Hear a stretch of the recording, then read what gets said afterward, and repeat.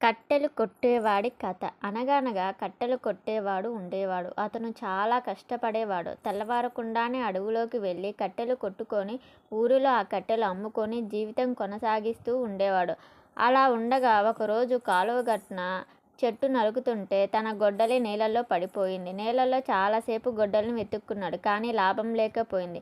ఎక్కడా గొడ్డలి దొరకలేదు. కాలువ గట్టున కూర్చొని అయ్యో అని బాధపడుతూ ఏడ్చాడు. రెక్క ఆడనిదే డొక్క ఆడదు అన్నట్టు పని చేస్తూనే పూట గడిచే పరిస్థితి. గొడ్డలి లేకపోతే కట్టెలు కొట్టలేడు.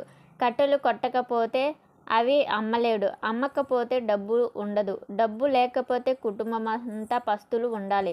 ఇవన్నీ తలుచుకొని కళ్ళు మూసుకొని గట్టిగా వనదేవతని ప్రార్థించాడు. ఎలాగైనా గొడ్డలి దొరికేలా చూడు తల్లి అని మనసారా మొక్కుకున్నాడు.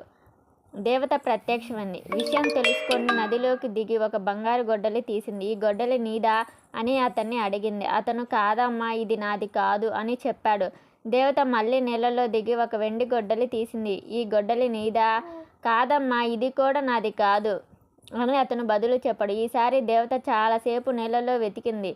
ఒడ్డున కట్టెలు కొట్టేవాడు చాలా కంగారు పడుతూ తొందరగా దొరికితే బాగుండు అని మనసులో అనుకుంటూ ఉండగా దేవత ఒక మామూలు ఇనుప గొడ్డలు చూపించింది. ఇది నీదేనా అని అడిగింది. సంతోషంగా అతని కళ్ళల్లో నీళ్లు తిరిగాయి. అమ్మయ్య అనుకొని అవునమ్మ, ఇది నాది అని అందుకోవడానికి చేతులు చాపాడు. వనదేవత అతన్ని నిజాయితీ మెచ్చుకొని అతని ఇనుప గొడ్డలు ఒక్కటే కాక ఆ బంగారు గొడ్డలి, వెండి గొడ్డలి కూడా అతని చేతుల్లో పెట్టింది.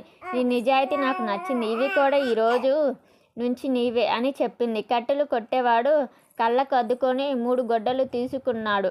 ఆ రోజు